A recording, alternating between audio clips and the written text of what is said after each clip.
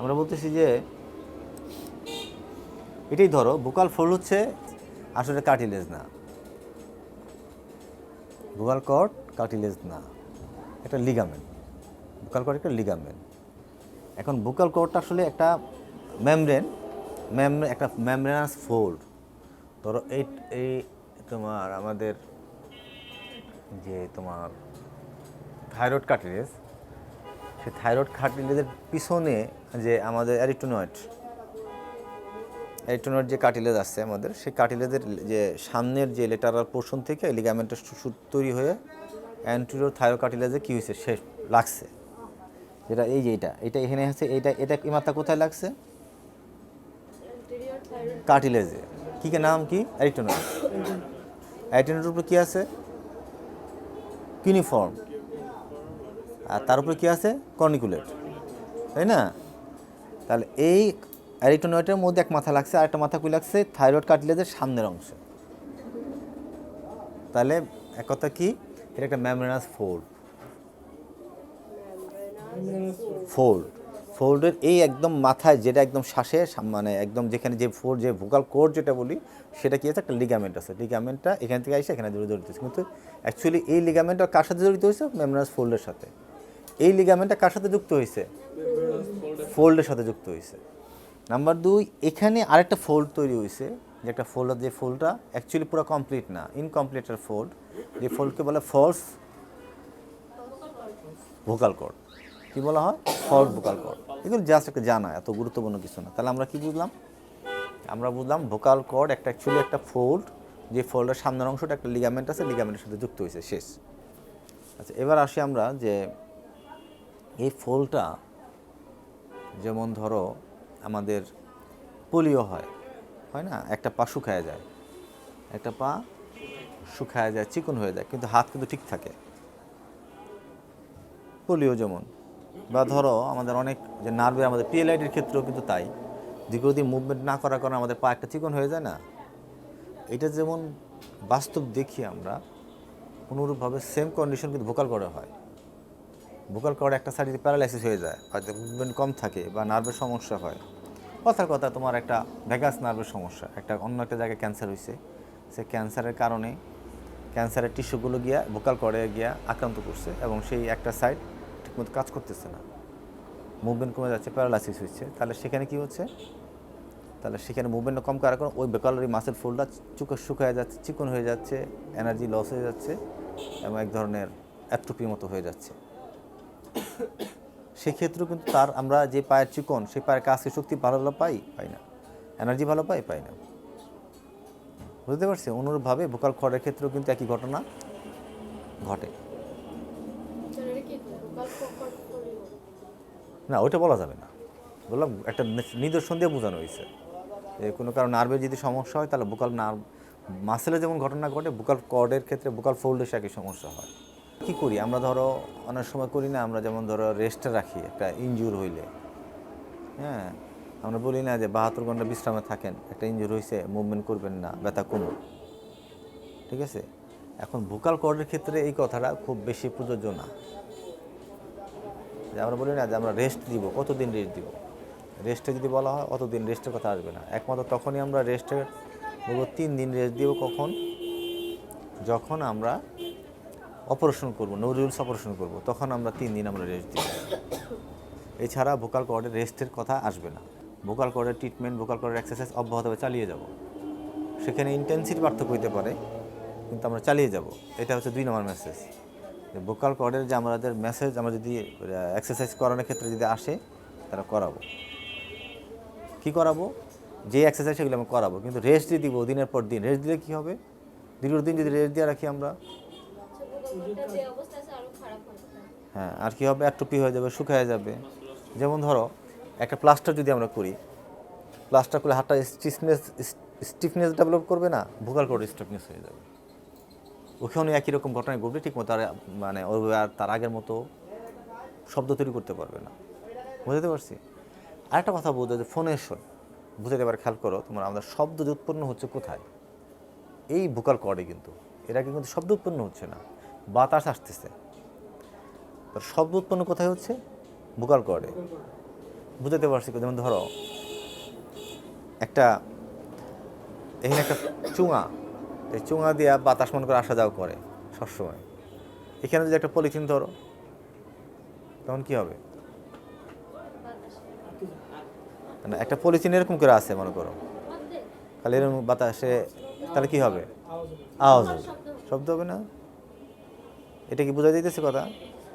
অনুরূপ এই vocal fold, এই ফোল্ড দিয়ে যখন বাতাসটা আসা যাওয়া করতেছে তখনই কিন্তু শব্দটা তৈরি হচ্ছে, তারপর ফোনেশন তৈরি হচ্ছে, রেজোনেন্স তৈরি হচ্ছে। ধরো একটা বাতাস আসা যাওয়া করলে হবে না, অনুনাদ তৈরি করতে হবে, ফোনেশন তৈরি হবে। ফোনেশন কখন হয়? যাতে বাধাগ্রস্ত হবে, বাতাসটা আসতেছে লাংস দিয়ে ট্রাকিয়া দেয়া, তখনই যে এই যে ভোকাল কর্ডে যখন বাধাগ্রস্ত হচ্ছে তখন কিন্তু শব্দ তৈরি হচ্ছে, ফোনেশন তৈরি হচ্ছে, আর মুখ দিয়ে আর্টিকুলেশন হচ্ছে, শব্দ উৎপন্ন হচ্ছে। বুঝতে পারতেছি? শব্দ কিন্তু এখানে তৈরি হচ্ছে না, এখানেও তৈরি হচ্ছে না, এখানেও তৈরি হচ্ছে না, একদম ভোকাল কর্ডে শব্দটা তৈরি হচ্ছে। আর সেই শব্দটা আবার অর্থবহ, বোধগম্য কী করতেছে? আর্টিকুলেশন, ভাব আদান প্রদান করতেছে, আর্টিকুলেশন করে।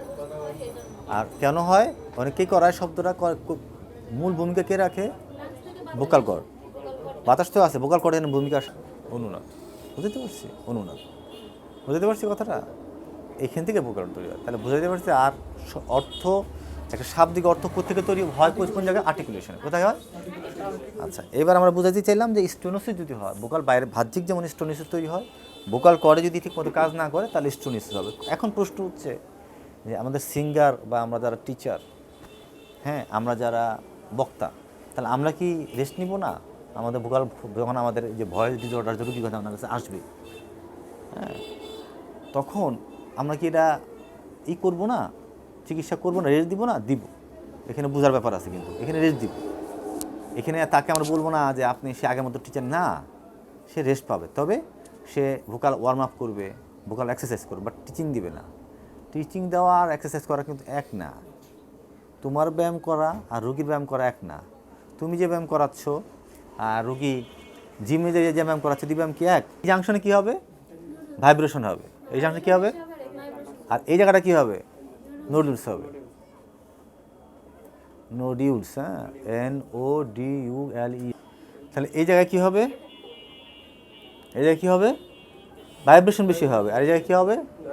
নোডিউলস হবে। নোডিউলস অবশ্যই বাইলেটারাল হবে। নোডিউলস কী হবে? আর polyp maybe usually unilateral, usually. আচ্ছা, এবার বলছি, আমরা বড় কথা বলছিলাম গত ক্লাসে যে ভোকাল কর্ডের অ্যান্টোরিওর 2/3, শোনো আমি বলি, অ্যান্টোরিওর 1/3, পোস্টেরিয়র 2/3, এই জাংশনে কি ভাইব্রেশন বেশি হয়? আমি ক্লিয়ার করি আবার। অ্যান্টোরিওর 1/3, পোস্টেরিয়র 2/3 জাংশন ভাইব্রেশন বেশি হবে, এখানে নোডিউলস হবে। আবার খেয়াল করো, প্যাঁচ থাকে আমার কেউ মাইন্ডেড। অ্যান্টোরিওর 1/3, পোস্টেরিয়র, এই জাংশনে কি হবে? ভাইব্রেশন বেশি হবে, এখানে কি হবে? নোডিউলস। এটা কিন্তু ফাইনাল পরীক্ষা রাখতে থাকবে, এটা এই প্রশ্ন ফাইনাল বোর্ডে থাকবে, ফাইনাল পরীক্ষা থাকবে, ভাইভাও থাকবে, ভুলে যাও না কেউ। এটা খুব ইম্পর্টেন্ট প্রশ্ন, এটা কিন্তু বাদ জানা যায়। এবার ভোকাল কর্ডে অ্যান্টোরিয়র 2/3 অংশ হচ্ছে স্পিচের জন্য, পোস্টেরিয়র 1/3 শ্বাস নেওয়া আনানোর জন্য। আমরা বললাম যে এই জায়গাটা যদি প্লাস্টার করি, প্লাস্টার খোলার সময় কী হবে? স্টিফ হয়ে যাবে, তার নাড়াচাড়া করতে পারবো। অনুরূপ ভোকাল কর্ডও যদি আমরা দীর্ঘদিন আমরা কথা বন্ধ করে দিই, কথা বলবো না, একদম স্টপ, তাহলে একই ঘটনাই এখানে ঘটবে। Similarity after plaster. বুঝতে পারছি? আমরা কী করবো? ওয়ার্ম আপ করবো। ওয়ার্ম আপ হলো warm up of vocal cord. যেমন আমরা ব্যায়ামের ক্ষেত্রে ওয়ার্ম আপ করি, আর এরকম ভোকাল কর্ডের আমরা কী করি? ওয়ার্ম আপ করি। কেমন করবো আমরা? উনি যে কথাটা বললেন, উনি বললেন যে ধরো বলতেছে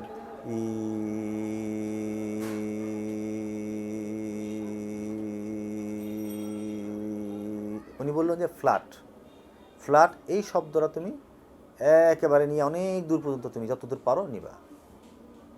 এবং উনি আরেকটা কথা বলছেন যে ডিপ ব্রিদিং। বলছে যে তুমি যদি ভালো করে বসতে হবে, অনেক পজিশন বসতে হবে, তোমরা এটা খেয়াল রাখবা। বসে আমরা কি করব? আমরা অনেক পজিশনে বসবো, বসা তার ঠিক নিউট্রাল পজিশনে, তারপর আমরা কী করবো? নাক দিয়ে শ্বাস নিব আমরা।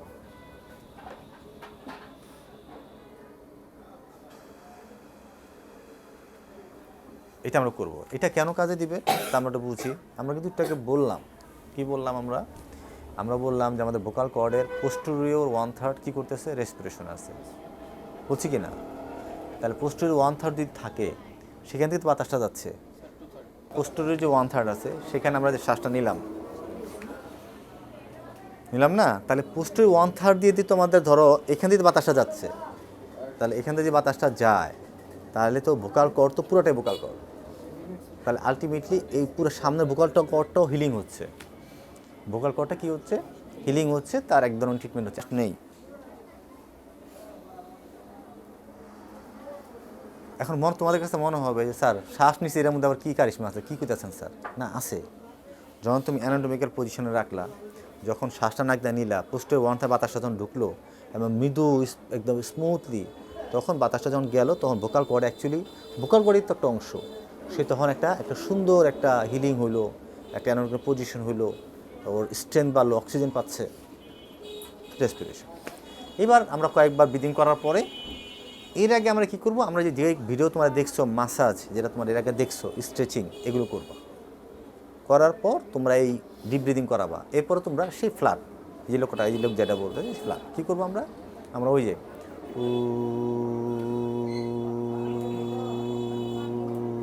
করলাম, এটা ওয়ার্ম আপ হলো, কী হলো?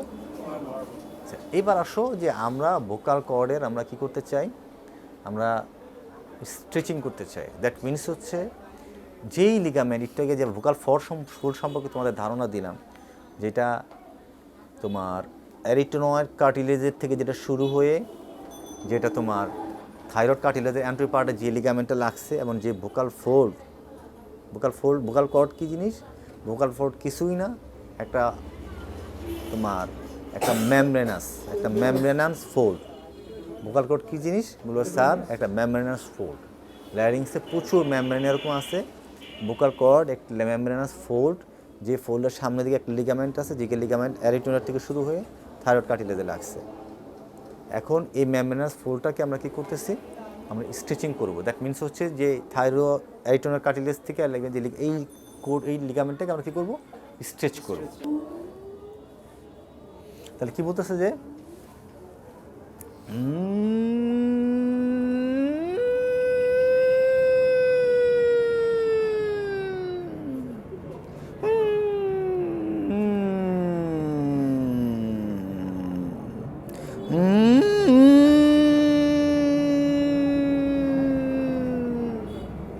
নিতে নিতে আমি মাথা উড়িস করতে হবে, মাথাটা দিকে নিব, আবার উপর থেকে নিচে নামবো, নিচ থেকে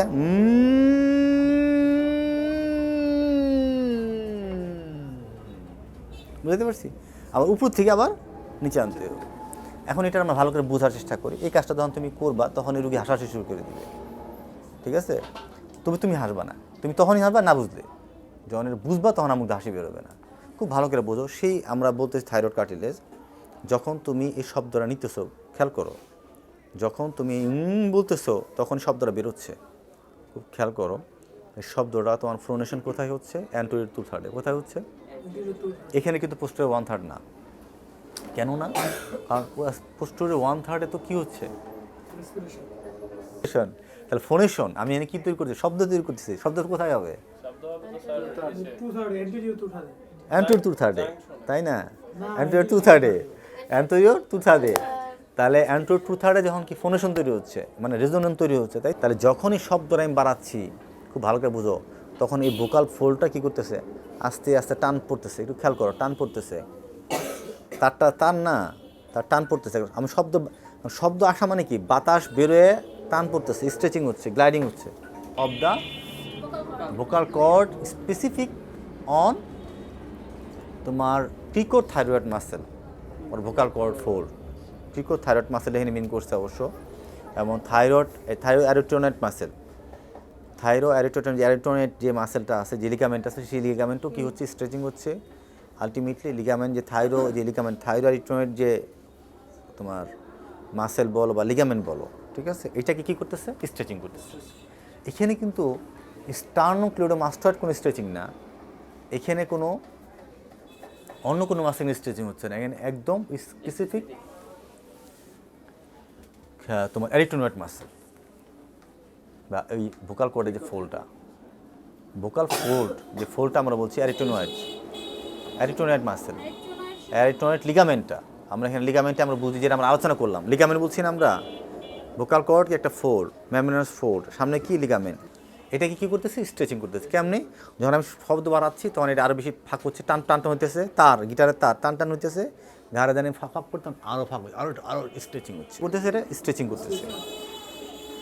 তাহলে এই ব্যায়ামটা আমরা করাবো, এর আগে আমরা কী করাবো, ওয়ার্ম আপ করাবো।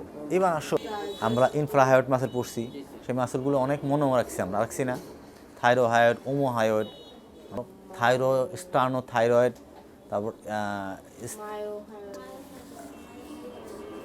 স্টার্নোথাইরয়েড, জেনোহায়োড, আমরা মাসেল পড়ছি না।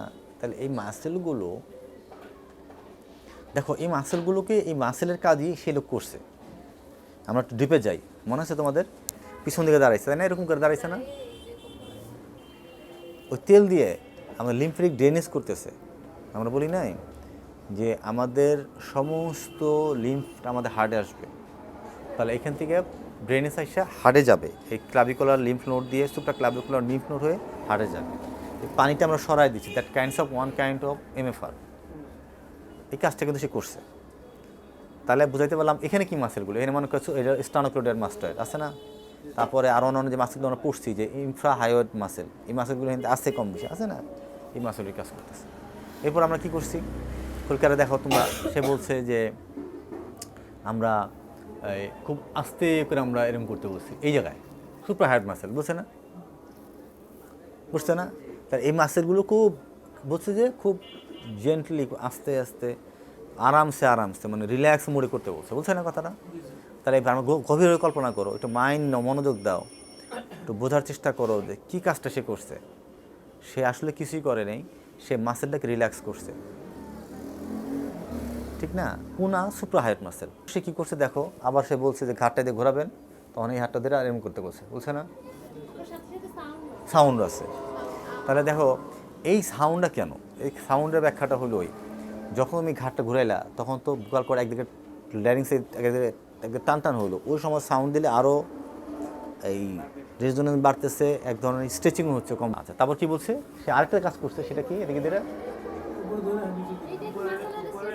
হ্যাঁ, এখানে মাসেল স্ট্রেন্থ ডেফিনেটলি, এখানে কোন মাসেলগুলো কল্পনা করো তোমরা, এখানে আমরা বলছিলাম যে অ্যান্টিডো কিকোথাইরয়েড মাসেল এবং লেটারাল কিকোঅ্যারিটোনিক মাসেল, এই মাসেল আমরা পড়ছি না। এই মাসেলগুলো কোথায় আছে, এই তো তোমার থাইরয়েড কার্টের নিচেই তো আছে। তাহলে এই মাসেল তো অ্যান্টিরিয়র পোর্শনেই, আর যখন আমরা কী করতেছি, আমরা ধরতে তখন কি স্ট্রেচিং হচ্ছে না,